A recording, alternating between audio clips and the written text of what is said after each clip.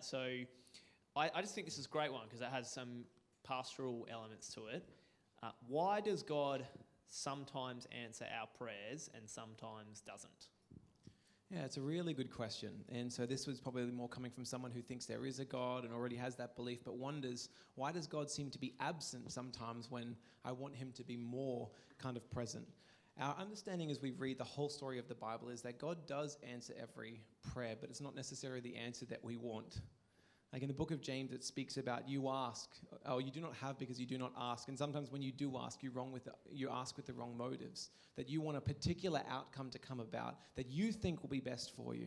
But that in his wisdom, both for you and for those around you, God knows when it is best to intervene and when it's best to break into your life and to give the kind of answer that you're looking for. And when, like any wise parent who says, when you wake up, Mom, I want chocolate for breakfast, and I want ice cream for lunch, and I want something else for dinner, they know what is a nutritional diet. They know what's going to bring about your long-term health. There's a wisdom that they can see by stepping back that might be better than the perspective that you have right now. There's going to be some other thoughts on this that will come out during the suffering talk later, but there's one that really touches me. Recently, I became a dad 14 months ago, and the experience of having our son get needles was really unpleasant. He kind of looks at you when the doctor's inoculating him and just looks up going, why are you letting him allow this pain? Please take this pain away.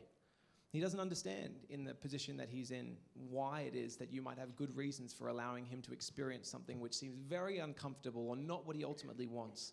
But in reality, from our adult perspective, from being able to see greater, we know that there are good reasons to allow momentary pain in producing a greater ultimate good.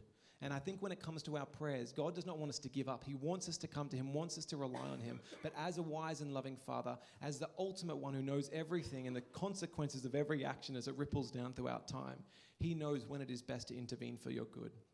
And knowing what that God is like is what gives you the ability to trust him, to continue to pursue and to seek his answers. That's good. I heard recently someone kind of put that idea in a one-liner, and they said that God would give us everything we asked for if we knew everything he knew. Does that make sense?